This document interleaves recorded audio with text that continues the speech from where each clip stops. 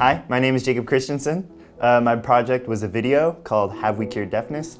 And I basically got deaf and hearing people in a room and I filmed them, asking them about how they felt about cochlear implants. I took 2 years of American Sign Language in high school, and then I took 1 full year at the University of Washington.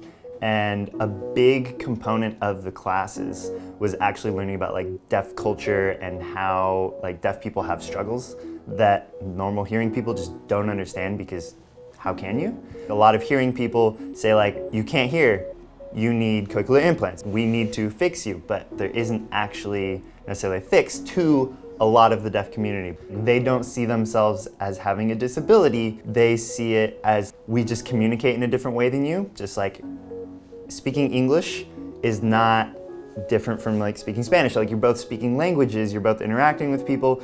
Just because you speak Spanish doesn't mean that you have a disability, you just communicate in a different way. That was always in the back of my mind, and when we got the opportunity that we had to portray a communication struggle, I definitely had an epiphany moment when I was like, oh my goodness, if I can get other hearing people to hear and understand what a cochlear implant is potentially doing for a deaf person, then maybe I can help influence them and help them understand that it's not the solution.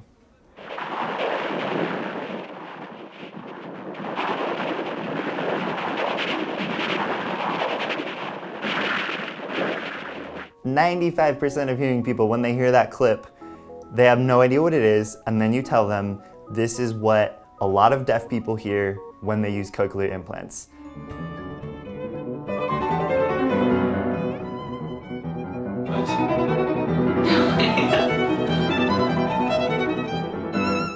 They just have that mind-opening experience of just oh my goodness, maybe this isn't the cure.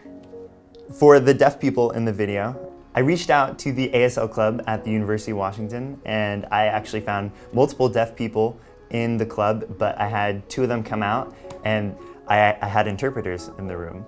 Because I know American Sign Language, but I'm not fluent in American Sign Language, so I really wanted to be able to dive deeper on topics. So we have the person that we're filming here, and then we have me on the other side of the room standing behind the camera, or sitting behind the camera rather, and I had an interpreter sitting right next to me, and he was telling me everything that the interviewee was saying.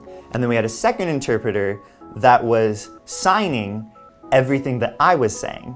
Because if you only have one, it's a massive load of information for them to be conveying back and forth, so it's much easier to just have one person dedicated to telling me what the deaf person was signing, and then one for telling them what I was saying. And they were excellent.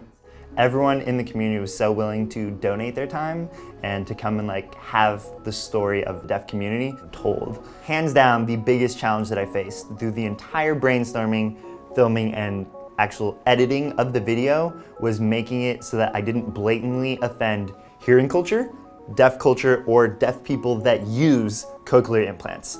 There are many layers to what deaf culture really is, and you can't possibly portray all of that in a deep, meaningful way in less than 2 minutes. The real end objective for the video was walk into a room, there's hearing people and there's deaf people talking to each other, drop the video and let the conversation happen. And hopefully that new conversation will carry out in the series that I'm planning right now, because I do truly want to convey yes, they don't work for everyone, but for some people they are literally miracle machines. So I would really like to have a success story in the mix, and I think that would be a really cool parallel to have. The video was pretty well received in both hearing and deaf communities. Over the course of less than 5 days, it got over 250,000 views, which mind-blowing, also really humbling, and it's just a conversation that's ready to be had for a lot of deaf people, so I think there were a lot of shares in the deaf community.